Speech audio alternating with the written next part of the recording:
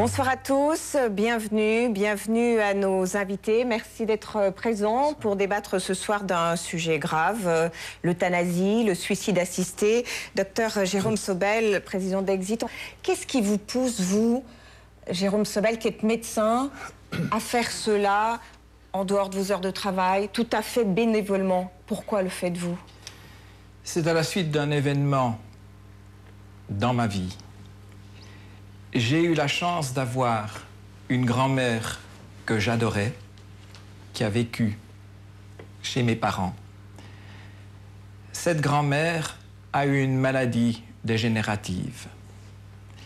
Et au cours de sa maladie, à l'époque, j'étais en première année de médecine, cette grand-mère que j'adorais m'a demandé à plusieurs reprises de rejoindre le bon Dieu, de l'aider à aller retrouver son mari. Et à l'époque, pour moi, c'était un discours que je n'ai pas compris. Et bien entendu, je n'ai pas pu aider cette grand-mère autrement qu'en l'entourant de mon affection. Progressivement, cette grand-mère s'est dégradée et elle n'a plus pu faire de demande. Et elle est morte dans une situation difficile. Je n'ai pas pu aider quelqu'un que j'ai adoré. Et c'est en souvenir de cette grand-mère que je me suis promis d'aider d'autres personnes si des demandes m'étaient faites dans des situations comparables. Aider, dans le fond, c'est presque, dites-vous, une démarche d'amour du prochain? Je pense que c'est une démarche d'amour. C'est une démarche qui demande une immense compassion. C'est une démarche difficile. C'est une démarche qui vous prend beaucoup d'énergie. C'est pas quelque chose de facile. Monseigneur Genoux, quand vous entendez Jérôme Sobel, d'abord, est-ce que vous êtes touché? Jérôme Sobel qui, dans le fond, développe une activité qui est condamnée par l'Église catholique, très clairement.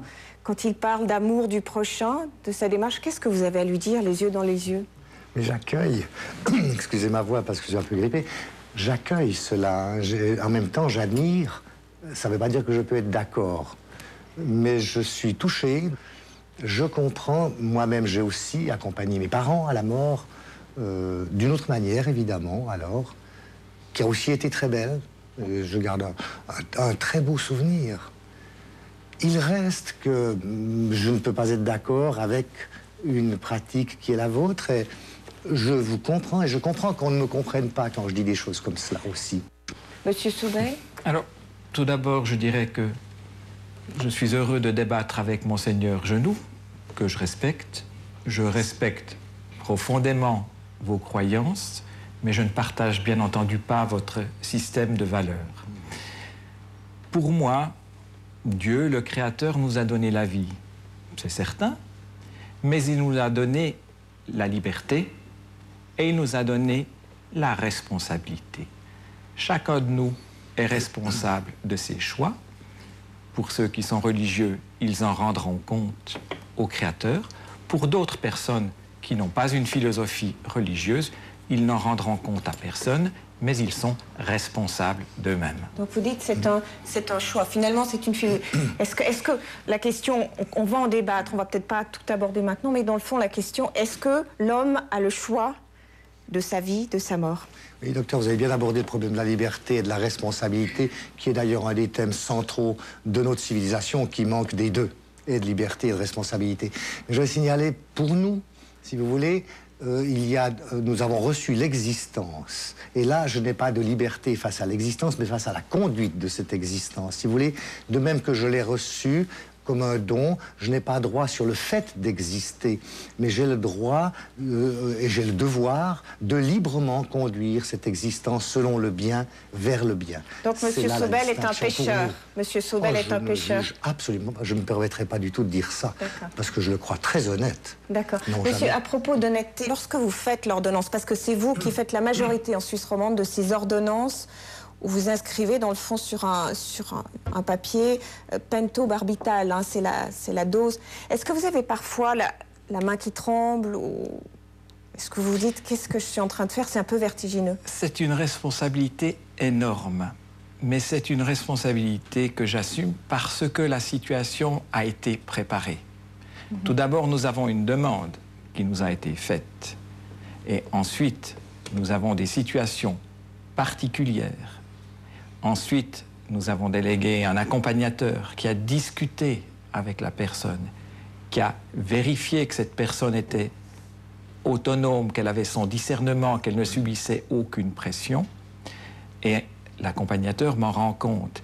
Si une situation est difficile ou peu claire, je téléphone au médecin traitant pour avoir des compléments d'explication, ou il arrive des situations où je me rends moi-même pour éclaircir une situation. Absolument. Donc, à partir du moment Mais vous où enlevez j'assume... quand même la vie, on est d'accord? Non, Non, puisque nous aidons quelqu'un qui a décidé de faire lui-même cet acte d'autodélivrance. C'est vous, médecin, qui écrivez, qui inscrivez cette mais la dose personne mortelle. peut changer d'avis à tout moment, et c'est pas parce que j'écris une ordonnance que forcément la personne va prendre la potion, puisque jusqu'à la dernière seconde, la personne a le choix. Il y a des gens qui ont changé d'avis à la dernière seconde? Alors, à la dernière seconde, non. Mais ça peut arriver une fois, ça arrivera une fois certainement. Ceux qui ont changé d'avis ont changé d'avis bien plus vite. Et je vous dirais paradoxalement que le dernier jour, lorsque nous posons la question encore à la personne si elle est décidée à partir, on nous a fait, et on m'a fait à plusieurs reprises le reproche que le délai avait été trop long et qu'on aurait voulu partir plus vite parce que cette dernière période était difficile. Ce sont des choses graves qu'on dit ce soir sur ce plateau. D'ailleurs, on sent dans ce studio beaucoup de gravité. En tout cas, on vous remercie d'être là et de dialoguer sur ce thème douloureux. Mix et remix commentera avec beaucoup de légèreté, bien sûr, tout ce qui se dira sur ce débat sur l'assistance au suicide. Un débat qui a été relancé, on l'a dit, par ce très beau documentaire de Stéphanie Malfette et Stéphane Villeneuve, Le choix de Jean. On va en voir un extrait. On l'a dit, Jean Ebicher était atteint d'une tumeur au cerveau. Il avait fixé avec Exit, avec vous, Monsieur Sobel, le jour de sa mort. Nous sommes le 6 janvier 2004. Il reste quelques minutes à vivre à Jean Ebicher. Cette fois, c'est là. Il nous reste un quart d'heure encore. C'est bien. Je suis content d'avoir un petit quart d'heure encore pour être avec vous. Oui, c'est pas mal quand même de pouvoir échanger quelques mots. Oui, oui. Un petit quart d'heure, c'est bien. Vous rencontrez nerveux. Vous rencontrez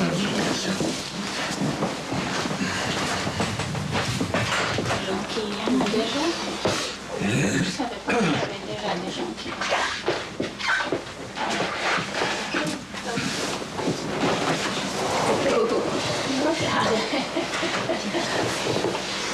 Oui, bonjour. Bonjour.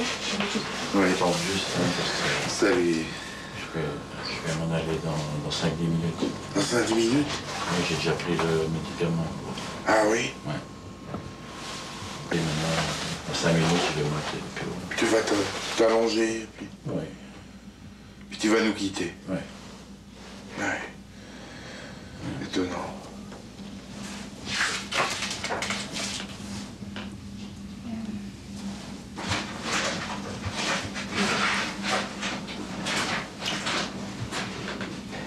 Une situation étrange. C'est étrange. C'est étrange. Oui.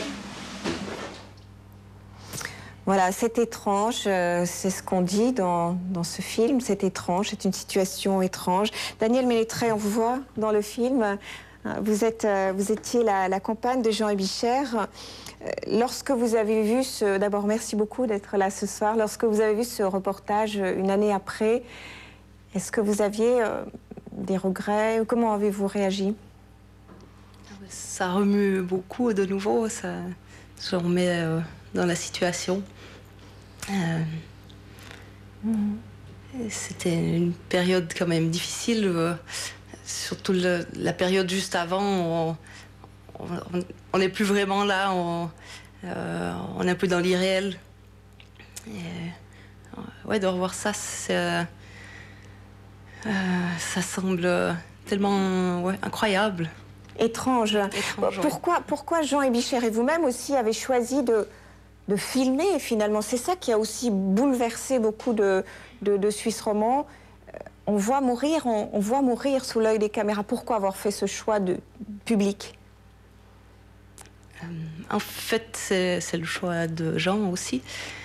Il avait été très choqué par l'affaire de Vincent Imbert en France. Comme c'était une équipe de télévision française qui avait proposé ce reportage et s'était dit qu'il pouvait faire avancer les choses en France aussi. Donc Vincent Imbert, que je précise juste, c'est donc ce jeune homme, je crois qu'il avait 21 ans, tétraplégique à la suite d'un accident et qui demandait à mourir et qui n'a pas pu le faire. Finalement, je crois que c'est sa mère, c'est bien ça, qui l'a aidé à mourir. Hein. Donc c'était un choix de faire avancer cette cause-là. Jean Abicher a donné l'impression d'une très grande sérénité et parmi les réactions qu'on a eues, c'était finalement, il le dit même, j'aurais pas cru que c'était si formidable. Est-ce que c'est si facile? Non, je crois pas quand même. De son côté, il était tellement déterminé. Et puis, oui, c'est vraiment la dernière période, comme il l'a dit à un moment, j'ai décroché. Donc peut-être ça lui permet d'aller au bout, quoi, d'avoir décroché avant. Alors, il y a le choix de Jean, c'est le titre du film, et puis il y a l'entourage, parce qu'on se pose beaucoup de questions sur l'entourage. Hein. Vous en êtes... Comment est-ce qu'on réagit après?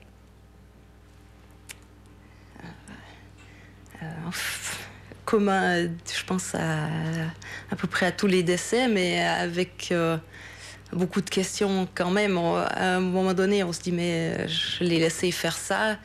Des regrets peut-être? Pour moi, non. Pas de regrets, parce qu'il était tellement déterminé. J'ai essayé... C'était assez difficile de le voir fixer une date avant qu'il ait des symptômes. Je lui en ai parlé. Je lui ai dit, mais est-ce que tu ne vas pas attendre qu'il ait des symptômes? Et, c'était tellement risqué qu'il ne puisse plus agir avant que ce soit très grave. Que vraiment, oui, je ne pouvais pas essayer de le persuader d'attendre. Donc, j'étais obligée de l'accompagner jusqu'au bout dans son idée. Monsieur Soubel, est-ce que, dans le fond, l'entourage, est-ce que vous faites vraiment suffisamment attention aussi à l'entourage? Parce qu'on a entendu ça et là, je crois même, vous-même, hein, Daniel Ménétret, vous dites que c'est un peu dur pour l'entourage. Et puis on ne voit plus après les gens d'Exit. Hein. Est-ce qu'on fait assez attention à l'entourage? Alors, bien évidemment, c'est dur pour l'entourage. Et c'est dur d'accompagner quelqu'un qui a fait ce choix. Parce que la personne va s'en aller, mais ceux qui l'aiment vont rester. Et il va y avoir le deuil, la séparation, l'absence à vivre. Nous préparons le départ. Nous discutons, nous parlons, nous expliquons. Et nous disons toujours que nous sommes à disposition si on souhaite nous revoir et discuter de ce qui s'est passé. Mais il est clair que c'est une épreuve. Et je dirais que ce qu'on a vu de la part de Madame, c'est un acte d'amour. Par amour, elle a accepté la décision de Jean. Elle l'a laissé partir par amour. Et pour moi, c'est le plus bel amour. C'est le respect de l'autre. On ne se l'approprie pas. Mais c'est l'homme, dans le fond, Monseigneur Genoux, là, c'est l'homme qui décide.